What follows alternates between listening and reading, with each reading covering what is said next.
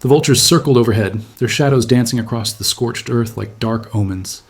In the distance, a woman's silhouette wavered in the heat. Was she real, or just another desert mirage?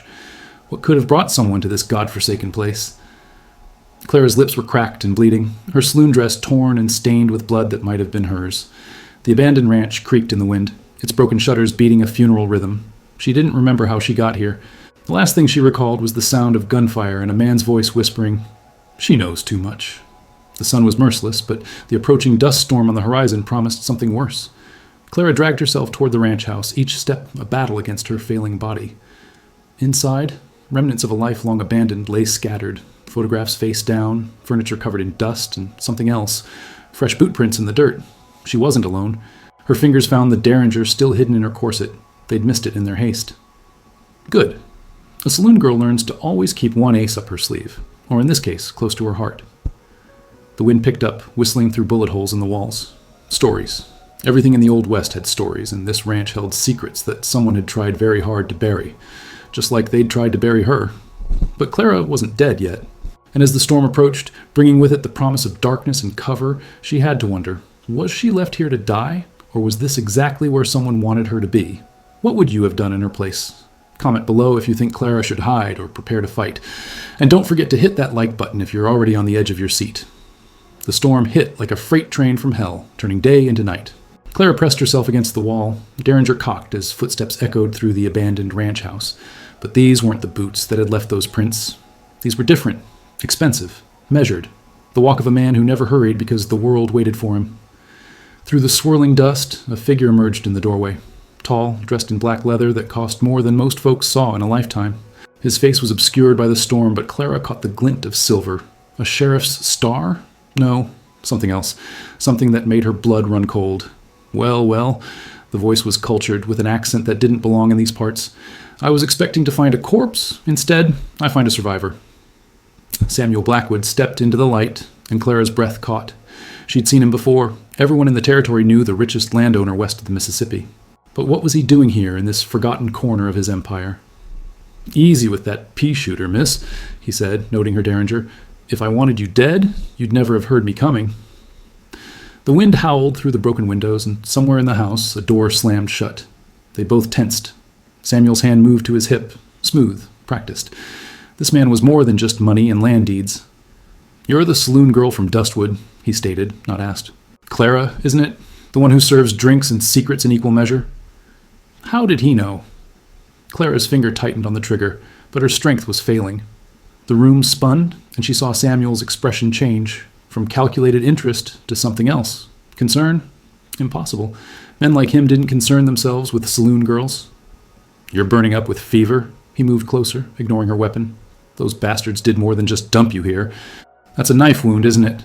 Infected, by the look of it." Another crash from deeper in the house. Samuel's eyes narrowed. "We're not alone. And this storm isn't the only thing hunting tonight." He made a decision that would change everything. "Can you ride?" Clara wanted to refuse, wanted to demand answers. But the darkness creeping at the edges of her vision had other plans. As she swayed, Samuel caught her with surprising gentleness. "The ranch," she whispered. "It's not abandoned." "No," Samuel's voice was grim. "It never was. And that's why they brought you here. The question is, did they know I'd come?" The storm raged on, but it was nothing compared to the storm Clara saw brewing in Samuel Blackwood's eyes. Whatever game was being played, she was now a piece on the board. But whose side was she on? If you were Clara, would you trust this mysterious landowner? Or is he part of the conspiracy? Drop your theories in the comments. And remember to subscribe and ring that bell, because what happens next will change everything you thought you knew about the Old West. The fever pulled Clara between past and present like a cruel puppeteer. One moment, she was in Samuel's arms as he carried her through the storm.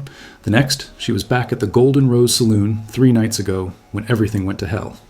"The map," the scarred man had growled, pressing a blade to her throat. "We know you have it, girl.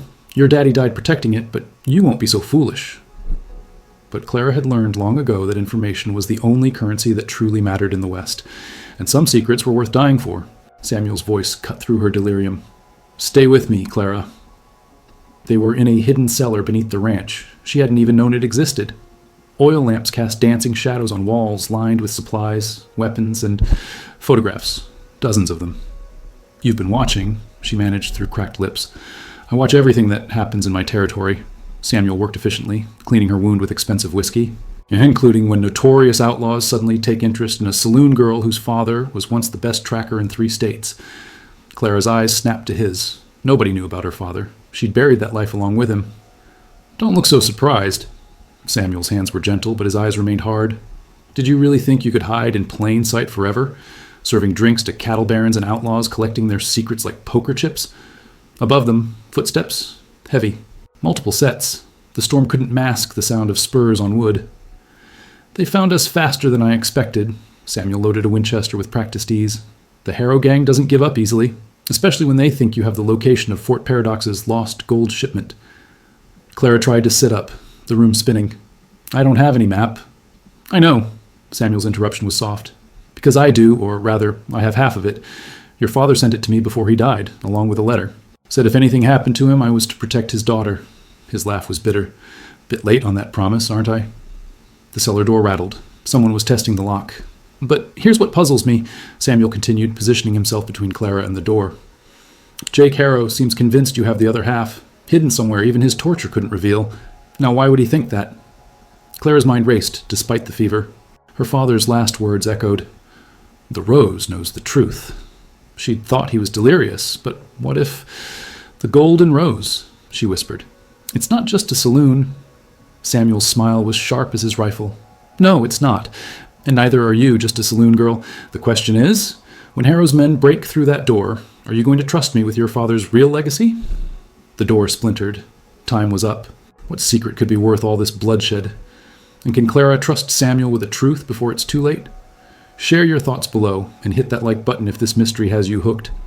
Don't forget to subscribe, because the past is about to collide with the present in ways no one expects.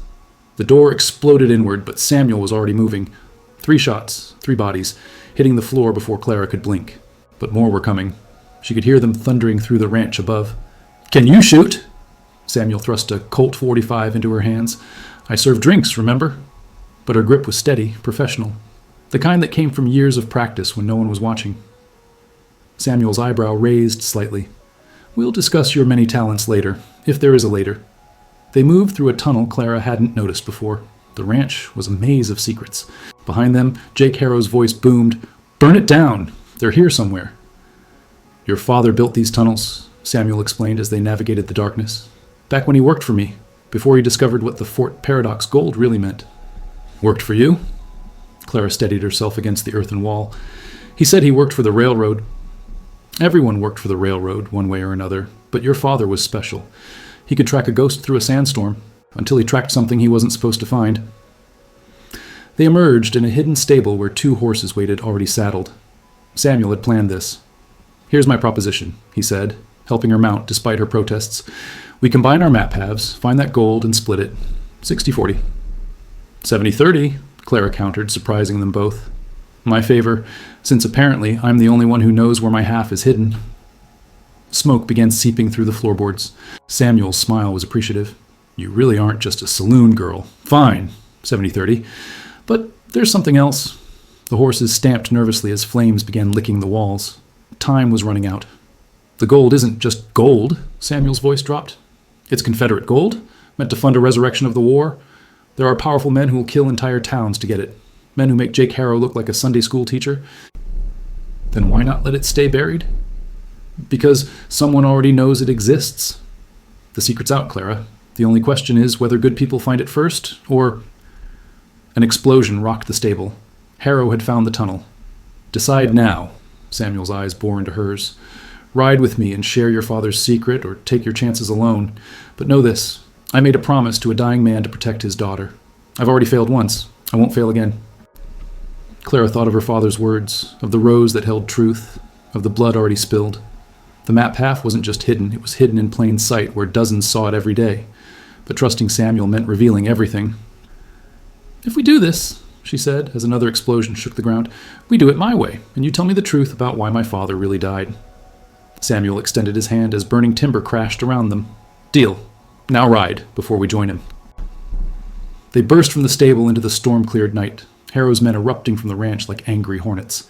The chase was on, but Clara realized the real danger wasn't behind them. It was in the secrets they carried. 70-30 split, but at what cost? What truth died with Clara's father? And what's really hidden at the Golden Rose? Comment your theories below. Smash that like button if you're ready for the hunt to begin, and subscribe for the next chapter. Because partners in crime make the deadliest enemies. The abandoned mining town of Perdition lay before them like bones in the desert. Samuel had brought them here to lose Harrow's men, but Clara knew better. Nothing in the West was ever truly abandoned. "We need to talk about the elephant in the room," Clara said, sliding off her horse. The fever had broken, replaced by cold clarity. "You knew I'd be at that ranch. You were waiting." Samuel's silence spoke volumes as he led the horses to a hidden water source. The man knew this ghost town too well. "Your father discovered something about the Fort Paradox gold," he finally said. "Not just its location, but what it was meant to buy. Weapons? Enough to arm a shadow army? He tried to destroy the evidence, but someone killed him first." Clara's voice was flat. "You?" "No." The word cracked like a whip. "I tried to save him. We were partners, Clara. More than that. Friends. But the night he died, someone had already gotten to him. He lived just long enough to tell me about you. About how he'd hidden his half of the map, where the rose blooms eternal." Clara's hand moved instinctively to her throat, where a small rose pendant lay hidden beneath her collar. Samuel noticed. "Not there," he said softly. "Though I understand why he gave you that. It was your mother's, wasn't it?" How did he know so much? Clara's mind raced as pieces clicked together. The Golden Rose Saloon, her signature drink, Eternal Bloom, the strange pattern she'd painted on the mirror behind the bar, the one customers always complimented. A pattern that, when reflected, showed... "My God," she whispered. "I've been serving drinks in front of half a treasure map for 2 years." Samuel's respect was evident. "Brilliant. Hidden in plain sight, just like you. But now we have a bigger problem." He pointed to dust clouds on the horizon. 3 different directions, 3 different groups converging on their location. Harrow from the east, federal agents from the north. Yes, they're involved too. And from the south? Samuel's jaw tightened. The Confederate Brotherhood. The ones who commissioned that gold shipment 20 years ago. They never forgot. Clara studied the approaching threats. The ranch. It wasn't random.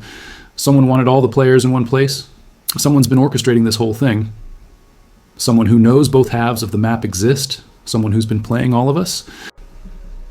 Samuel pulled out his piece, a surveyor's document covered in his father's notations.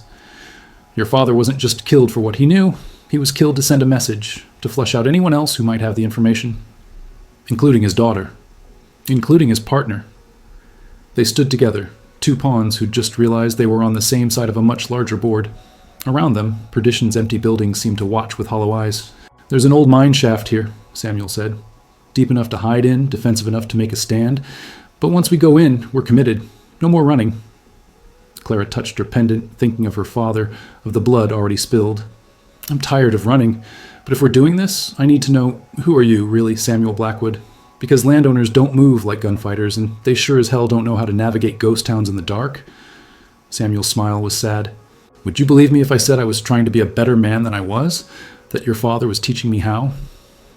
The dust clouds grew larger. Time for truth was running out. But sometimes, Clara thought, the most dangerous secrets were the ones we kept from ourselves. 3 armies converging, but who's the puppet master? And what's Samuel's real secret? Drop your theories below. If this revelation shocked you, hit that like button. Subscribe and ring the bell, because in the next episode, everything burns. The mine shaft descended into darkness like a throat waiting to swallow them whole. Above, the moon rose blood-red through the dust, a bad omen in any language. 40 feet down, there's a chamber, Samuel whispered, helping Clara navigate the rusty ladder. Miners hit an underground river, flooded the lower levels, but there's enough space to... Gunfire erupted above. They'd run out of time. In the chamber, Clara's eyes adjusted to reveal something impossible. Supplies, fresh ones, ammunition, food, medical supplies, even dynamite. Someone had prepared this place. "It's a trap," she breathed. "No." Samuel's voice was strange. "It's a confession." He lit a lantern, illuminating military crates marked with Confederate symbols. But also something else. U.S. Marshal badges, federal documents, and photographs. Samuel in a Union uniform. Samuel with Confederate officers. Samuel shaking hands with men she recognized as railroad barons. "Who the hell are you?" "Someone who's been everyone," he said quietly. "Union spy during the war. Confederate double agent. Federal marshal after. Railroad enforcer. I've worn so many masks I forgot which one was real. Until your father. Above them, voices echoed down the shaft. Multiple groups, arguing. The three factions had met, and it wasn't going well. He knew what I was, Samuel continued, checking weapons with mechanical precision. Knew I'd been hired to find the gold by all three sides. But instead of exposing me, he offered me something I'd never had. Redemption. Help him destroy the gold, prevent another war. Start clean? But you didn't destroy it. We never got the chance. Someone leaked our plan. The night he died, I was supposed to meet him at the Golden Rose. I was late. Found him bleeding out in the alley. Managed to tell me about you before Samuel's composure cracked. I've been hunting his killer for 2 years. Clara processed this, her mind sharp as her father's tracking skills. The puppet master, they knew you'd come for me eventually. Used me as bait to draw you out, along with everyone else who wants the gold. Samuel handed her a rifle. Clara, there's something else. Your father's last words weren't about the map. They were about you. He said, she's not what she seems. Protect her from herself. Before Clara could respond, a voice boomed down the shaft. Not Harrow, someone new. Someone whose cultured tones made her blood freeze. Mr. Blackwood, Miss Clara, I know you're down there. Might as well come up. After all, this reunion is long overdue. Clara knew that voice. Knew it from childhood, from nightmares, from the night her mother died. Judge Mortimer, she whispered. Samuel's eyes widened. The territorial judge? But he's my uncle. Clara's hands trembled as memory flooded back. My mother's brother. The man who killed her for refusing to reveal where my father hid the first map 20 years ago. The man who's been playing chess with all our lives. The chamber suddenly felt like a tomb. Above, Judge Mortimer's voice continued, smooth as snake oil. Come now, niece. You've led us all on quite the chase. But it's time for the family business to conclude. You have something that belongs to me. Several somethings, in fact. Samuel looked at Clara with new understanding. Your father didn't just hide a map. He hid you. Changed your name, your history. You're not just Clara, the saloon girl. No, she said, checking her ammunition. I'm Clara Mortimer, heir to a fortune built on blood, and the only person alive who knows where both original map pieces came from. She looked at Samuel. Because my mother made them, and she hid a third piece, one nobody knows about, one that shows not where the gold is, but where it was supposed to go. The voices above grew louder. Time for revelations was over. Time for war had begun. Partners? Samuel asked, extending his hand again. Partners, Clara agreed. Let's give my uncle the reunion he deserves. Family secrets revealed. But what's on the third map piece? And can Clara face the man who destroyed her family? Your theories below, like if you're ready for the showdown, and subscribe, because blood is about to spill in perdition. The first stick of dynamite rolled down the shaft like thunder given form. Samuel yanked Clara behind the crates as the explosion shook dust from the ceiling. Their sanctuary had become a death trap. Impatient as always, Uncle, Clara called up through the smoke. A mother always said you had no subtlety.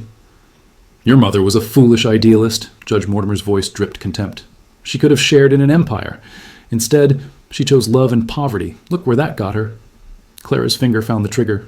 20 years of hidden rage begged for release. But Samuel's hand on her shoulder steadied her. Not yet. Above, the factions were turning on each other. Gunfire erupted. Harrow's gang against federal agents, Confederate Brotherhood caught in the crossfire. But Clara knew her uncle had planned this too. Let them thin each other out. I'll make this simple, the judge continued. Surrender the maps, and I'll make your death quick.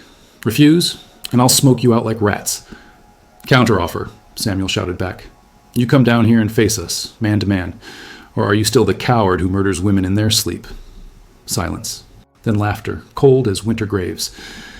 Mr. Blackwood, or should I say Lieutenant Morrison? Captain Davies? Marshal Black? I know all your names, all your lies. You think Clara's father could reform you? You're a weapon, nothing more. Point and shoot. No different than the gun in your hand. Samuel's jaw tightened, but his voice remained steady. Maybe, but I choose my targets now. More dynamite, closer this time. The chamber's support beams groaned, but Clara noticed something, water seeping through new cracks. The underground river, disturbed by the explosions. Samuel, she whispered. The flooding. If we could trigger it, wash them all out, he finished. But we'd need to reach the auxiliary shaft, 30 feet through open ground. I have an idea. Clara opened one of the Confederate crates, revealing more than weapons. Papers, official documents. These aren't just supplies. They're evidence. Proof of who funded the Shadow Army, Who betrayed who? My uncle's name is all over these. Understanding dawned in Samuel's eyes. Leverage. Uncle, Clara called out, I have something you need to see. Documents that implicate half the territorial government, including you. One stick of dynamite and they burn. Then everyone knows what you really are. The gunfire above ceased. She had everyone's attention now. You're bluffing, Mortimer said, but uncertainty colored his tone. Am I? Ask yourself, why did Mother really have those maps? What was she planning to expose before you killed her? Clara let that sink in. Father continued her work, and I have it all. Every transaction, every murder, every betrayal. Your Brotherhood friends might be interested to know how many of their operations you sold to the Federals. Cursing above. Heated arguments, the alliance fracturing. Now, Samuel whispered. They burst from cover, racing for the auxiliary shaft as chaos erupted overhead. Bullets whined past, but the three factions were too busy turning on each other to coordinate fire. They almost made it. Then Clara saw him. Judge Mortimer himself, descending the main shaft with preternatural grace. Their eyes met across the chamber, uncle and niece, separated by 20 years of blood and lies. You have your mother's eyes, he said, raising his pistol. I've always hated that about you. Time slowed. Samuel moved to shield Clara. The judge's finger tightened on the trigger, and Clara made a choice that would haunt her forever. The shot echoed through perdition like Judgment Day. But whose blood painted the stone? And what did Clara sacrifice to survive? Who pulled the trigger? Can Clara live with her choice? Comment your predictions. Hit like if this confrontation stopped your heart. Subscribe for Part 8, because the reckoning has only just begun. The bullet meant for Clara's heart found Samuel's shoulder instead. He spun, firing as he fell, his shot striking the judge's gun hand. The weapon clattered across stone as uncle and niece faced each other with nothing but truth between them. You'd die for her? Mortimer clutched his bleeding hand, genuinely puzzled. Just like her father. No, Samuel gasped, pressing against his wound. I'd live for her. That's the difference. Above them, fire spread through perdition's wooden structures. Someone had gotten careless with the explosives, or maybe careful. Clara smelled kerosene. This, too, was planned. You always were theatrical, Uncle. Clara kept her derringer trained on him while checking Samuel's wound. Through and through. Lucky. Setting the whole town ablaze, really? Evidence burns. Mortimer smiled through his pain. Dead men tell no tales. In an hour, perdition will be ash, along with everyone in it, including us, unless I give you the third map piece. Clara laughed bitterly. The one showing where the gold was meant to go. The one that proves the Confederate Brotherhood planned to buy something far worse than weapons. Samuel's eyes widened. Even he didn't know this part. Slaves, Clara continued, her voice hard. An entire trafficking network. Ships, routes, buyers. The Confederacy was planning to restart the slave trade through Mexico. Mother found out. That's why she stole the maps. Why she tried to destroy everything. Your mother was naive, Mortimer spat. The world runs on power and profit. Always has. Is that why you killed her? Profit? I killed her because she chose your father over family, over blood, over... The ceiling cracked. Burning timber crashed down, separating them. Through the flames, Clara saw her uncle's eyes. Not the cold calculation she expected, but something worse. Pain. Ancient and twisted, but real. She was supposed to choose me, he whispered. I raised her after our parents died. Gave her everything, and she threw it all away for a tracker with calloused hands and foolish dreams. The truth hit Clara like cold water. This wasn't about money or power. It was about possession. Obsession. A brother's love perverted into something monstrous. My God, Samuel breathed. You loved her, your own sister. Love? Mortimer's laugh was broken glass. I owned her, until he stole her. Until you... He pointed at Clara. Were born. Her final betrayal. The mine shaft began collapsing. Water burst through widening cracks. The underground river, freed by explosions and fire. They had minutes, maybe less. The third map, Clara made her choice. It's not hidden like the others. I am the map. Mother tattooed it on me when I was a baby. Invisible ink that only shows under specific conditions. She made me into a living document. Both men stared. Above, the roar of fire competed with rushing water. But here's what you never understood, Uncle. The location leads to empty caves. Father and Mother moved the gold years ago, donated it, built schools, hospitals, freed slaves. It's all gone. Your empire is smoke. Mortimer's scream of rage was inhuman. He lunged through the flames, a knife appearing in his good hand. Clara fired, but he kept coming, driven by 20 years of festering madness. Samuel moved faster than thought. The blade meant for Clara found him instead, deep in the chest. They crashed together, rolled, and suddenly Mortimer was in the path of the rushing water. "Clara!" Her uncle reached out as the torrent claimed him. For a moment she saw the brother her mother might have loved before darkness consumed him. Then he was gone, swept into underground currents that led nowhere good. "Samuel!" Clara caught him as he collapsed. Blood. Too much blood. "Listen," he gasped. "The auxiliary shaft, you can make it. Not without you. Clara." His hand found her face. "Your father saved me. Let me save you. Full circle." The chamber flooded rapidly. Fire above, water below. But Clara Mortimer was her parents' daughter. She'd be damned if another good man died for her. "New deal," she said, hauling him up. "We both live, or we both die. 60-40 split on the future. My favor." 70-30, he managed. "You're doing all the work." She laughed through tears and dragged him toward salvation, while perdition burned and drowned around them. Will they escape the burning, flooding town? What future awaits after so much pain? Share your thoughts below. Like if Clara's strength moved you. Subscribe for the penultimate chapter, where survival is just the beginning. Dawn found them on a ridge overlooking the smoldering remains of perdition. The underground river had done its work. The ghost town was now truly dead, taking its secrets and bodies with it, all except two. "You need a doctor." Clara pressed harder on Samuel's wounds. They'd bound them with strips from her dress, but blood still seeped through. "Dustwood's closer than anywhere else," he managed. "Your saloon is probably full of men wanting us dead." Clara studied the horizon. Dust clouds, riders, survivors from last night, or new hunters. Word travels fast about gold. But something else traveled faster. As they watched, a lone rider separated from the group, approaching under a white flag. Clara recognized the bowler hat, the nervous seat. Walter Finch, territorial administrator, her uncle's puppet. "Miss Mortimer?" Finch called from a safe distance.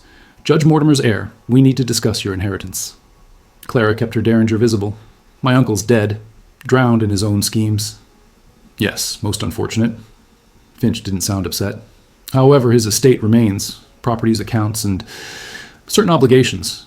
The Brotherhood wants their gold. The Federals want answers, and everyone wants you." "The gold's gone," Clara stated flatly. "Spent on good causes years ago." "I know." Finch's smile was oily. "Your uncle knew too. Has for months. But he needed the hunt to continue. Needed everyone focused on a treasure that didn't exist. While they chased shadows, he built real power." Samuel straightened despite the pain. "Political control? Blackmail? Murder?" "Precisely. And now it all defaults to his only living relative. You, Miss Mortimer, have inherited an empire of secrets. The question is, what will you do with it?" Clara felt the weight of invisible chains settling on her shoulders. Her uncle's final trap. Even in death, he sought to corrupt her. "There's another option," Finch continued. "Sign it all over to me. Walk away free. I'll handle the Brotherhood, the Federals, everyone. You can return to your simple saloon life." "While you become the new puppet master," Samuel growled. "Someone has to be." Finch shrugged. "The machine's too big to simply stop, but I'm reasonable. I'll use it for profit, not madness. No more treasure hunts, no more massacres, just business." Clara looked at Samuel, seeing her own thoughts reflected. They'd fought so hard to be free, only to find freedom was an illusion. There was always another chain. "Counter-proposal." Clara stood, helping Samuel up. "I accept the inheritance, all of it. The good and the poisonous, but I use it my way." Finch laughed. "You? A saloon girl playing politics? A saloon girl who survived your boss, who carries the last map in her skin, who knows where everybody is buried." Clara's smile was sharp as her mother's hidden blade. "I inherit his files too, don't I? All those records of who paid who killed who owes who." The administrator's face paled. "Here's what happens," Clara continued. "The Brotherhood gets proof they're gold-funded hospitals and schools. Maybe they'll find Christianity in that. The Federals get enough corruption evidence to clean house selectively. And you, Finch, get to live as my employee. You can't possibly. I served drinks to half the territory's power brokers for 2 years. I know their secrets, their desires, their weaknesses. Uncle thought he was using me as bait. He was training his replacement." Samuel watched her with something like awe. This wasn't Clara the saloon girl or even Clara the survivor. This was Clara Mortimer, inheritor of dragons, choosing to ride them instead of slay them. "One condition," she added. "Samuel Blackwood gets full amnesty. All identities cleared, fresh start." "Clara, no," Samuel protested. "Don't tie yourself to this for me. 70-30 partnership, remember? My favor." She turned back to Finch. Deal? The administrator knew when he was beaten. Deal. Welcome to the game, Miss Mortimer. As Finch rode away to arrange their new reality, Samuel asked quietly, Can you live with this? Becoming what your uncle was? No, Clara said firmly. I'm becoming what my mother tried to be. Someone who uses power to heal instead of harm. But first, she helped him toward their horses. We get you sewn up. Then I have a saloon to reopen, with some changes. Such as? The mirror behind the bar. I think it's time for new art, something without hidden maps. They rode toward Dustwood as the sun climbed higher, burning away shadows. Behind them, perdition smoldered. Ahead, an uncertain future waited. But for the first time in 20 years, the past no longer held them prisoner. Can Clara wield her uncle's dark empire for good? Will the Brotherhood and Federals accept her terms? Comment your predictions. Like, if you believe in redemption through power, subscribe for the finale, where new beginnings come with old prices. Part 10. New Horizons. 6 months later, the Golden Rose Saloon was unrecognizable. Oh, it still served the best whiskey west of the Mississippi, and Clara still mixed her famous Eternal Bloom cocktail. But the clientele had changed. Where outlaws once plotted, teachers now discussed curriculum. Where cattle barons made deals, former slaves learned to read. You've turned my den of sin into a schoolhouse, Samuel observed from his corner table, no longer hiding in shadows. His marshal's badge, real this time, caught the lamplight. Disappointed? Clara poured him coffee, noting how his wounds had healed into distinguished scars. Proud, he corrected, though I miss the excitement sometimes. As if summoned, Walter Finch burst through the doors. We have a problem. Clara didn't look up from wiping glasses. Brotherhood? Worse. Federal investigation. Someone leaked documents about Operation Resurrection, the slave trading network. They're coming for everyone involved. Good, Clara said simply. I leaked them. Both men stared. She continued polishing, calm as Sunday morning. You what? Finch sputtered. That implicates your protection network. The corrupt half. The ones who knew about the slave trade and did nothing. Clara finally looked up. Did you think I'd maintain Uncle's empire forever? I told you, I'm my mother's daughter. Samuel leaned back, understanding dawning. You've been dismantling it from within, using the power to destroy itself. Took you long enough to notice, Marshal? Clara's smile was fond. Every document filed, every bribe redirected to schools, every corrupt official exposed. 6 months to undo 20 years of poison. But without that protection... Finch paled further. I'll be just a saloon owner again. Terrible loss. Clara poured Finch a drink. Sit down, Walter. You're not implicated. I made sure of that.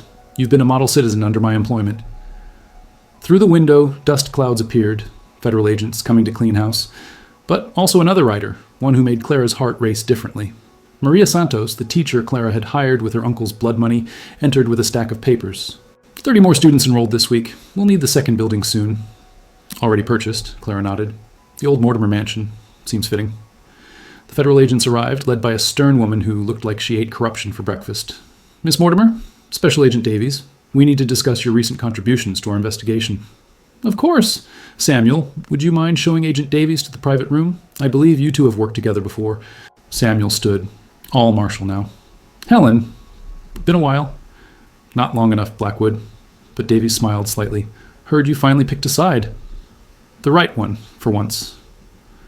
As they departed, Clara noticed Maria hadn't left. Something else? The children want to know if the story is true, about the treasure map tattooed on your skin. Clara laughed, really laughed. Partially. Mother did mark me, but not with locations. She rolled up her sleeve, revealing faint scars in a pattern. These are stars, navigation points. She said I'd need to find my own way, but the stars would always guide me home. And did they? Clara looked around the transformed saloon. At Finch learning to be honest, at Samuel finding redemption, at students where gunfighters once stood. They led me here. So, yes. The meeting with Agent Davies went smoothly. Clara had kept meticulous records, protecting the innocent while exposing the guilty.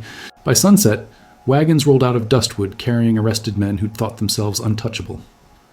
You realize what you've done? Samuel found her on the saloon's upper balcony, watching the procession. Destroyed a power structure that's existed since the war. Created a vacuum, Clara agreed, which is why I need to ask you something. Anything. Stay.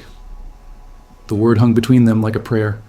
Not as my protector or partner in crime, just stay. Samuel took her hand, careful and sure. 70-30 partnership? 50-50, Clara said firmly. Equal stakes in whatever comes next. Deal. He sealed it with a kiss that tasted of gunpowder and promises. Below, the Golden Rose hummed with new life. Students, teachers, reformed outlaws, honest lawmen. The mirror behind the bar reflected not hidden maps, but hopeful faces. Clara touched her rose pendant, thinking of parents who died for justice, an uncle who killed for power, and her own choice to use darkness against itself. The West was still wild, still dangerous. But here in Dustwood, in this transformed saloon, a different future bloomed. So? Samuel asked. What's next for Clara Mortimer? Nothing, she said. Clara Mortimer died in perdition with her uncle. But Clara Rose, saloon keeper and occasional champion of lost causes, she's just getting started. Thunder rumbled in the distance. Not a storm? Hoofbeats, lots of them. Someone always needed saving in the West. Someone always needed stopping. Clara smiled and headed downstairs. After all, she had a saloon to run, and a territory to heal. One drink, one student, one reformed soul at a time. The Golden Rose had finally bloomed eternal. What adventures await Clara Rose and Marshall Blackwood? Will the power vacuum create new threats? Share your hopes for their future below. If this journey touched your heart, show some love with that like button. And don't forget to subscribe, because every ending is just a new beginning in the Wild West.